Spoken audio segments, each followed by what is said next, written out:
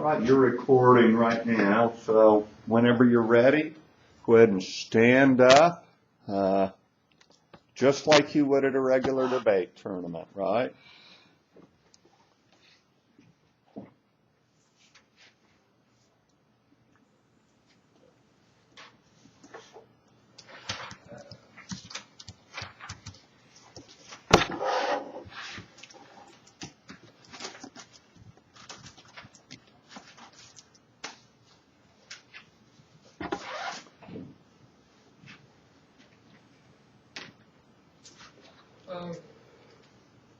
You guys keep your own time. Are you ready? Mm-hmm. Are you ready? Alright. I affirm the resolution resolved. Adolescents ought to have the right to make autonomous medical choices. I offer the following definitions. Adolescents, young people between the ages of 14 and 18 years old, Australian Health Institute, autonomous, governed by themselves or having self-government as a state or community, independent. The highest value in this round today is morality, defined as the principles concerning the distinction between right and wrong or good and bad behavior because of ought, which is defined as moral obligations by Merriam-Webster. The value criterion are the consequences, or basically the consequences that occur if an adolescent chooses to listen to whoever he or she wants to listen to. Alright, so Gooden, there's something special about the situation of public officials that makes utilitarianism more plausible for them. There's a situation that makes it both more necessary and more desirable for them to adopt a more credible form of utile. Public officials are obliged to make their choices under uncertainty. Public officials are relatively poorly informed as to the effects of their choices that will have on individuals one by one. What they typically do know are the generalities, averages, and aggregates. They know what will happen to most people most often as a result of their various possible choices. But that's all they know. That is enough to allow public policy makers to use the utilitarian calculus. Conundrum 1. Adolescents have the capability to make right decisions for themselves. A. Adolescents have the brain power to make the decision. Waythorn and Campbell, 1982. The rate at which an adolescent's capacity for medical decision-making evolves depends on the complexity of their medical condition, their understanding or experience of it, and contextual factors such as culture, family, and belief systems. Evidence suggests that 14 to 15-year-olds have similar capacities to adults. B. Adolescents have nearly the same brain power as an adult, and therefore adolescents should have medical autonomy. Amanda Schaefer, 2004. Also, let's consider how the brain matures during adolescence. While significant growth occurs early on, the brain reaches 90% of its adult size by the age of 6. A second wave takes place in the years before puberty. During this time, gray matters, areas of the brain responsible for processing information and storing memories, increases in size, particularly in the frontal lobe of the brain, as a result of an increase in the number of synaptic connections between the nerve cells. Adolescents know themselves better than their parents, and they have the brain power to make the decision. Molly Edmonds, 08. An area of the teenager's brain that is fairly well developed early on, though, is the nucleus accumbens, or the area of the brain that seeks pleasure and reward. In imaging studies that compared brain activities when the subject receives a small, medium, or large reward, teenagers exhibited exaggerated responses to medium and large rewards compared to children and adults. When presented with a small reward, the teenager's brain hardly fired at all in comparison to adults and children. Impact. Although adolescent brains are still developing, they have the mental capacity to make strong and thought-out decisions as a mature adult would. Conundrum 2. Adolescents have the right to make the decision by themselves and ought to make the better choice. Jonas Hugger, 07. The court in the case of REEG determined that mature minors possess common law rights to consent or refuse medical treatment. They cautioned that the right is not absolute and must be considered along 4 other state interests, including the following: preserving life, protecting interests of third parties, usually a court, preventing suicide, and maintaining the ethical integrity of the medical profession. As the court discussed, these 4 elements are part of the state's to the parent to the nation interest. Parent to the nation refers to the ability and protective duty of the state and courts to enforce restrictions on the rights of minors. Although parents and guardians have the right and duty to make decisions for their minor children, the state's interest in protecting health and well-being of the minor supersedes those of the parent if the parent refuses life-saving or therapeutic treatment for the minor. Courts will also intervene if a parent or guardian refuses life-saving treatment for a child because of religious or philosophical beliefs. Supplement B. Jonas Healthcare Part 2. Although there are gray areas surrounding a minor's rights in medical decision-making, the courts have been clear about parental decision-making for a minor in life-threatening situations. The interests of the child and the state outweigh any religious or philosophical rights of a parent. Parents do not have the right to refuse life-saving treatment for their child based on their religious beliefs. If parental or religious philosophical beliefs place a minor in danger, states have the right to intercede. The courts have been very clear about the fact that the parent's religious freedoms does not include exposing a minor to harm or death. C. Legal treatment of Cornell Journal of Law and Public Policy. Legal treatment of adolescent autonomy for medical decision-making is based on a presumption of decisional incapacity. Specifically, minors are presumed incapable of medical decision-making. The law's presumption of decisional incapacity for adolescent patients stems from a paternalistic paradigm in existence since the turn of the 20th century. Underlying the paternalistic approach to adolescence is the idea that juveniles lack decisional capability and hence responsibility and accountability attendant for their acts. Impact. Adolescents have the rights and capability to make decisions for themselves. Contention 3. Not allowing adolescents to make their own decisions is immoral. A. Wells and Stevenson 14. It is neither developmentally appropriate nor practical to force a teenager to accept prolonged and invasive oncologic treatment against his or her will. As a teenager confronts further loss of major life decisions, non-compliance and potentially combative behaviors may occur. The danger is often directed at parents and health officials who feel compelled to take over decision-making in the best interest of the adolescent patient. Every effort to help a family resolve these internalized conflicts is a valuable part of the treatment plan.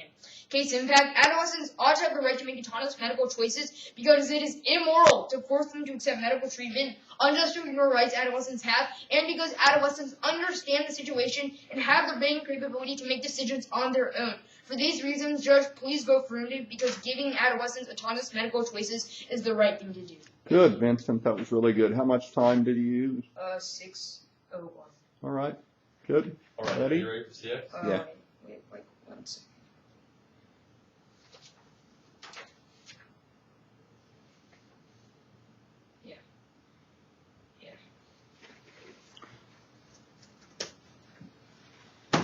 Everyone ready? Yeah. All right, starting now. So, starting with your contention 2, can you just restate the tagline there, please? Contention 2 is basically talking about rights, right? The one about rights, says, doesn't really have a warrant at the top of the case, but the whole contention So it 2 doesn't have a warrant? the whole contention 2 is basically saying that adolescents have the right to make decisions by themselves and not to make the better one. Where's your warrant for that? Basically the two subpoints that I read, the 3 subpoints actually basically all support the overall warrant that contention 2 has. Do you have a warrant? Yeah, it's adolescents have the right to make autonomous medical. Adolescents have the right to make decisions by themselves and not to make the better decision. That's the word. Okay, thank you. So, how are the adolescents going to get the money to pay for these medical Okay, fees? so it's like a law that the state has to pay for any life-threatening medical conditions, and Okay, so the state has to pay for it, correct? yes. So, say there's a minor who's contemplating suicide because they're depressed or something. Would you consider plastic surgery in that instance a life-threatening medical procedure? So you're saying like the adolescent, if he doesn't get plastic surgery, he's gonna commit suicide, or something? Yes. Okay. Well, I mean that's like a really extreme case. I mean, I guess the state would have to pay for it, but that's such an extreme case that it shouldn't really be considered this round. Well, isn't it pretty common for people to be insecure about themselves, such as things like their Okay. Well, appearance? so the state pays for it if that's considered a life-threatening situation. Okay, and moving on to your value criterion, can you explain your value criterion? Are So you advocating for util or something else? Yeah, it's basically util. Okay. Thank you. Is that it? While you're taking your prep time, I've got to run to my office. I'll be I'm right. gonna take 2:30. All right. We'll be right back.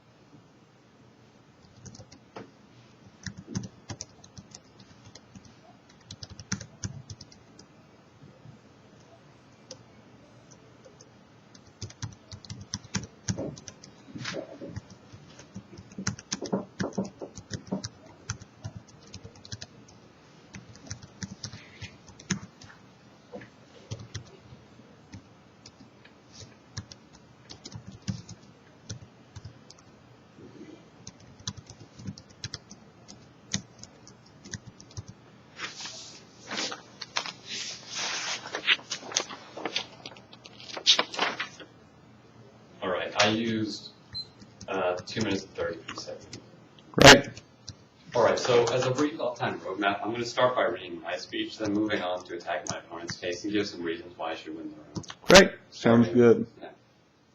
All right, it is because there are adolescents that are not mentally mature enough to make decisions that could result in their deaths that I feel compelled to affirm today's resolution. Result: adolescents ought to have the right to make autonomous medical choices. The highest value in today's round is morality. Morality is defined as principles concerning the distinction between right and wrong or good and bad behavior.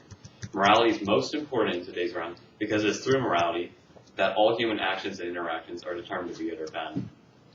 The best criterion for evaluating this resolution is maximizing lives, because taking an action that results in lives lost is inherently bad. We should take every action to maximize lives.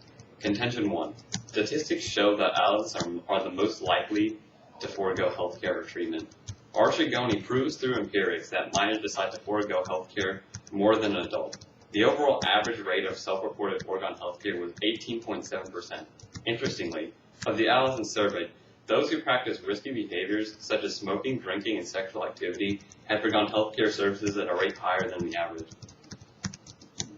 The study also measured the rates of foregone healthcare in youth who had symptoms of physical or mental health problems. Adolescents who reported that they had frequent physical symptoms constituted 12.7% of respondents and had rates of 32.4% in foregone healthcare. Adolescents with symptoms of dysuria occurred in 1.4% of respondents and had healthcare avoidance rates of 38.2%. What this means is that minors are more likely not to seek medical treatment, thus resulting in loss of life or extremely negative effects. Contention 2. Giving autonomy to incompetent minors is dangerous and can result in damage or loss of life. Montgomery writes, not only are the individual children stressed, miserable, and threatening to themselves and others, but childhood itself is under attack, increasingly commercialized and pressurized. Giving autonomy to adolescents only goes against their maximization of their lives, and as a result harms those that cares about them, such as their parents. Contention 3. Right to die violates the lives of others and reduces and violates lives. Alaska says, if right to die is allowed on the basis of mercy and compassion, what will keep us from assisting and perhaps actively urging in the death of anyone whose life we deem worthless or undesirable? What will keep the inconvenienced relatives of a patient from persuading him or her to voluntarily ask for death? What will become of people who, once having signed a request to die, later change their mind, but because of their conditions are unable to make their wishes known? And once we accept that life of only a certain quality is worth living, where will we stop? When we devalue one life, we devalue all lives. Who will speak for the severely handicapped infant or the senile woman? Doctors and nurses might find themselves pressured to cooperate in patient suicide in order to satisfy the desires of patients wanting to die. It's unjust to demand that others go against their own deeply held convictions. And for these reasons, I urge a negative ballot. Now, let's move on to my opponent's case. Starting at the top with his value criterion, he values morality, which I also value, and he values his criterion is utility, which is pretty similar to mine. I'm valuing the maximization of lives. So basically, in this round, whoever can do the greatest amount of good, or whoever can save the most lives, should win the round. And now I'm going to prove to you how I'm saving those lives. Now, moving on to my opponent's contention 1, saying that adolescents have capability.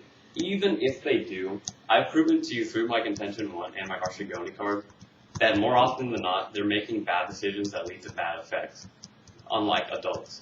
So you should not look to my opponent's contention 1 or his cards in that area. Now, moving on to his contention 2, when I'm asking him in CS about this, he says, at first there is no warrant. He then goes on to say that there is a warrant. He's being extremely unclear, and he's not supporting it with a warrant, essentially. So you have no reason to look to his contention 2. And even if you do, still, my contention 1 goes against what his contention 2 is saying. So again, look to my contention 1. Now, moving on to his contention 3, he's saying that it's basically violating the rights of the adolescents and stuff like that. But you also have to look to the parents in this situation.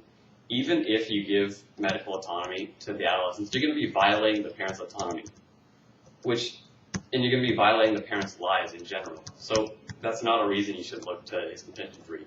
And the way you're going to be violating them is either, like what he said, the state is going to have to pay for the medical procedures, and he's agreed that basically anything that's considered life-threatening is a medical procedure. So you could have tons of adolescents that want to get a medical procedure that they consider life-threatening, and either they bankrupt the government or they bankrupt their parents who are unable to provide the medical treatment, either because they don't have enough money or because they don't want to provide, like they're capable of like plastic surgery or something like that. So that's a major issue in my opponent's case. He's not really gonna. It doesn't have a solution to that problem that I've addressed. Even if the state pays for even if the state pays for these medical procedures, you're gonna have plenty of issues, and you could have the government bankrupt or lose a large amount of money. Now, I'm going to give some reasons why you should vote for me. In general, I'm saving more lives than my opponent, and here's how.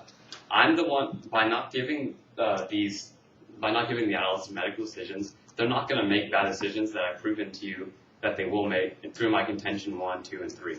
So if you're not giving the adolescent decisions, you're going to be saving their lives essentially, or preventing them from making extremely bad decisions that could result in damage to them or their parents financially.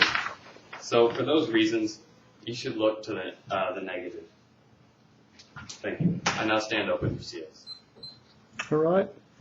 Good.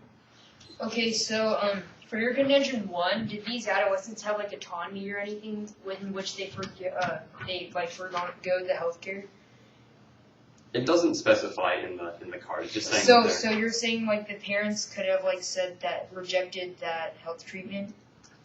It's saying that what it's saying is that adolescents more often not are the ones who are foregoing healthcare. So like what's like the conditions which the survey is conducted on? Like what are the conditions in which the survey is conducted? Like you have empirical evidence of that, right? Yes. Like what are the conditions that empirical evidence is conducted? It's just surveying a general group of adolescents. So you don't know how these adolescents made that decision? You don't know anything about that? It's saying how they're making the decision. It's saying that they're choosing to not make the. So how do you know it's them choosing not to? That's what the empirical say. So for your contention 2, you talk about how they're incompetent. How are they incompetent? Could you please basically summarize that? It's basically just saying that adolescents are commonly make bad decisions, and that's why they're essentially incompetent. Do you have any evidence under that? Well, you should look to my contention 1 and my Montgomery card for that. Okay, so for contention 3, Mm-hmm. so if you reject an adolescent's wish to die, aren't you also violating the adolescent's right? No. Why not? Because can you clarify how I would be violating their? So if an adolescent wishes to die and you say you can't die, then wouldn't that be violating the adolescent's right to freedom and stuff? Well, it's violating their lives and the lives of people around them. But it's not really violating their lives if they want to die. They're dying, so I mean it's essentially violating their lives, which is what my card there is proven to. Okay. Also, do you have any justifications for your framework? It's just in the definitions. Okay. Yeah, that's pretty much it. Okay.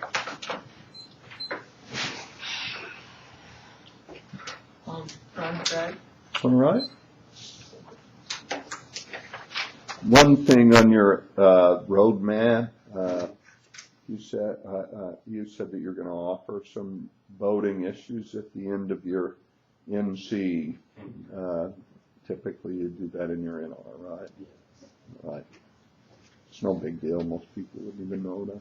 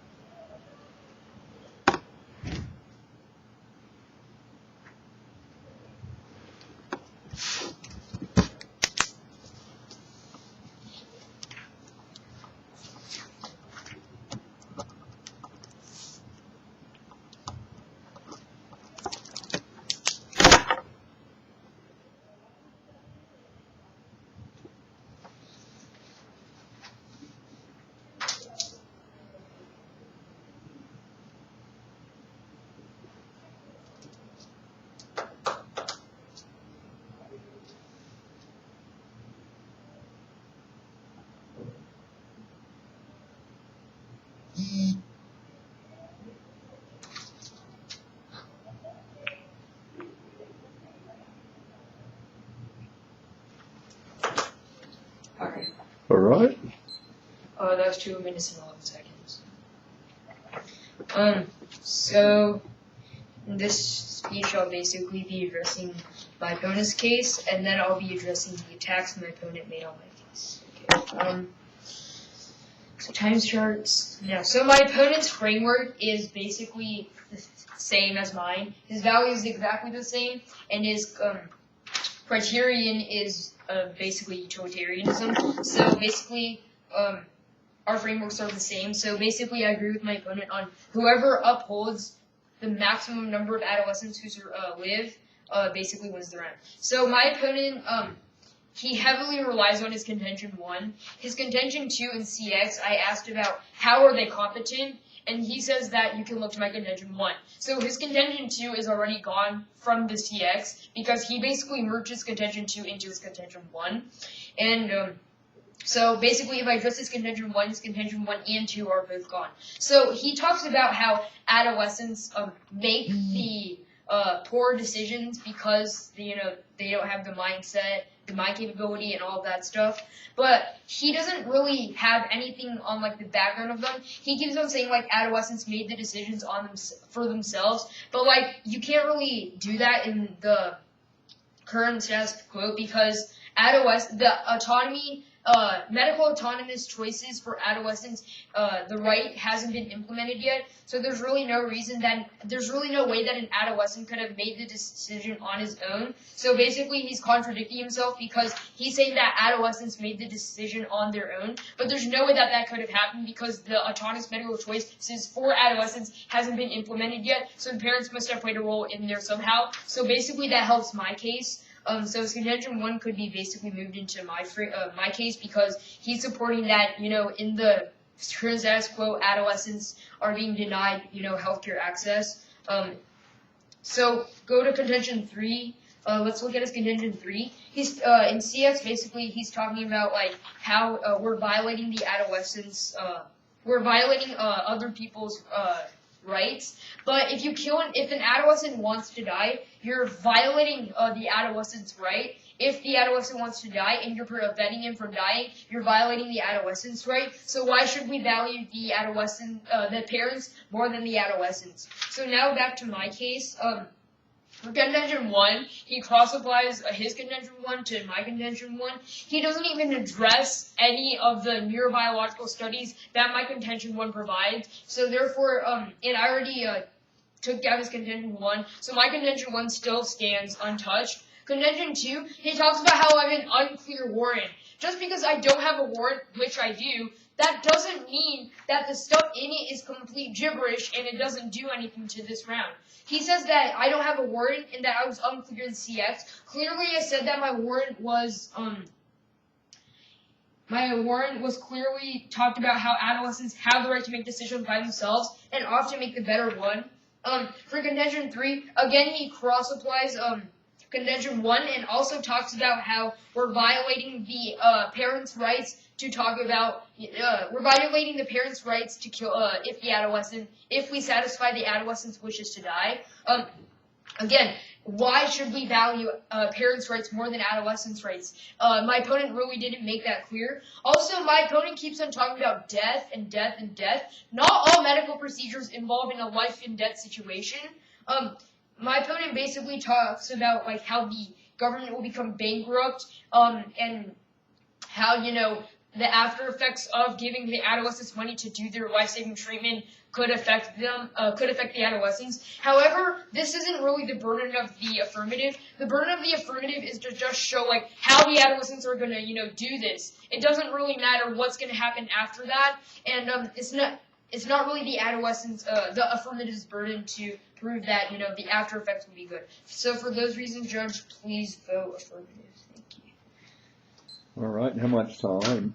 409. All right. Okay. All right. Take your time. Most important thing is that you give a good speech. We'll take the remaining 127 of my prep time starting. All right.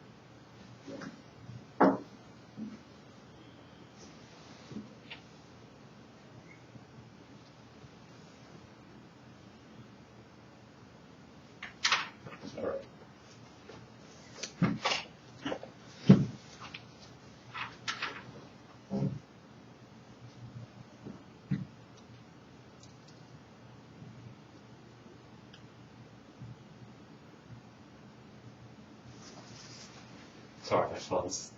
You're fine. Alright, so again, as a brief off-time roadmap, I'll start by defending my opponent's attacks upon my case, move on to my opponent's case, and then give you some reasons why I'm winning this round. All right. Alright, so Right.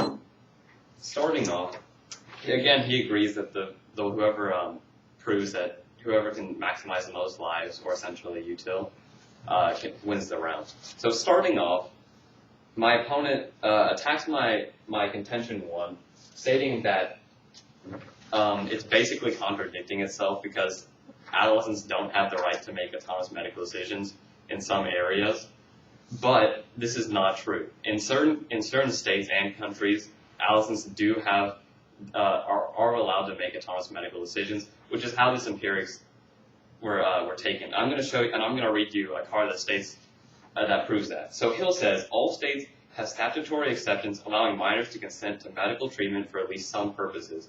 For example, all 50 states and the District of Columbia allow minors to seek testing and treatment for sexually transmitted diseases.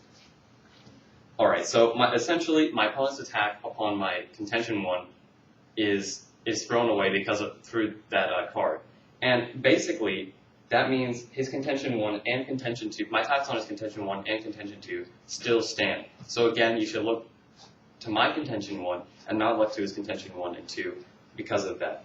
Now, moving on to a major issue with my opponent's case, he says in response to my financial argument that it's not the burden of the app to prove how he's going to financially, or how it's feasible, or how he's going to financially do it. But at the same time, he wants to maximize lives. Now, this is a major issue in the round because I've proven to you that the financial situation is extremely bad. If you give the adolescents the capability to make autonomous medical choices, they're either going to bankrupt the country or bankrupt their parents, and that's going to result in loss of life, obviously. Because I mean, you're gonna go into poverty, which can result in plenty of bad things. So my opponent is actually creating a loss of life by affirming. So that's one reason that you should not look to the affirmative. Now, moving on to his contention 3, he just states that you shouldn't look to the parents because, like, why should you value the parents over the adolescents? But at the same time, the parents are the majority. There's more people in the world that are adults rather than adolescents. So again, if you're looking to the parents, you're looking to more people. So you should look to the parents in that situation. And moving on to his, or to my contention 2 and 3, he said my contention 2 is essentially grouped into my contention 1 because in CX I said because in CX he said I should look to my contention 1, but I also said I should look to my Montgomery card, which is within my contention 2. So basically, his argument that's saying that my contention 1 and contention 2 are grouped is not true. I have evidence in my contention 2 that I read and that I stated in CX. So that argument should be thrown out, and you should not look to that argument, which means my contention 2 still stands. Now, some reasons I'm winning the round. I've already proven to you that I'm the one saving the most lives through my financial argument and through my contentions. And this is a major issue because my opponent agreed that whoever saves the most lives wins the round. I'm the one saving the most lives, therefore I win the round. You should vote nay. And moving on, another issue is my contention 1 and contention 2 have already proven to you that adolescents make bad decisions. And my opponent had extremely weak arguments that I've already negated in the round. So you should look to those my contention. So look at my contention 1 and contention 2 in this round to prove to you that adolescents forego healthcare more often than not, and that adolescents make bad decisions, which is dangerous for the health and for the health of others. So for those reasons, you should look to the negative in this round. How much time did you use for them? I used 4 minutes and 30 seconds. All right. Vincent, go ahead and use the rest of your prep time. Right. Okay, so a brief off the time roadmap. I'll be addressing the attacks my opponent made on my case, and then basically everything in this debate, summarizing how this debate is going, and then basically giving voters onto why I win this debate. Okay, so just now. Okay, so let's start with my opponent's case. Framework, it's the same. So I agree with him that whoever says the most lives wins the round. Okay, so going on to his contention 1, his attack on my attack on his contention 1. Basically, he provides a card that talks about how minors have the right to have autonomous medical choices when making medical choices. His contention 1 clearly talks about how adolescents refuse to make the medical choice. So clearly these cards don't even have any connection. So that card shouldn't even be considered in this debate. He also talks about how in some areas adolescents are allowed to make autonomous medical choices. He never specifies where, and he says he has a card that talks about it, which was the card he provided. But that talks about allowing them to make autonomous medical choices. They're making medical choices, not making medical choices. So the cards clearly don't have a link, and so therefore my attacks on his contention 1 still stand, and his attacks on my contention 1 and contention 2 are now down. Contention 2, he again links it back to his contention 1. He never really argued about how they merge, and then so therefore his contention 2 is also down because it was part of his contention 1. And also for his contention 3, he's talking about how parents have they should be valued more because there are more of them.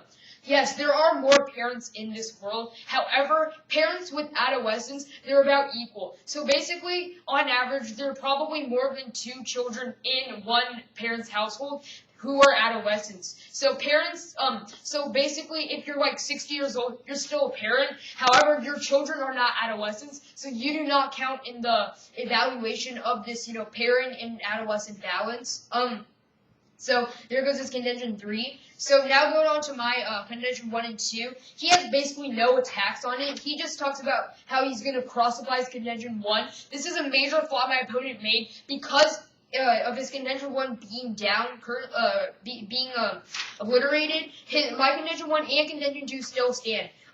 Now on to my contention 3. He talks about how I'm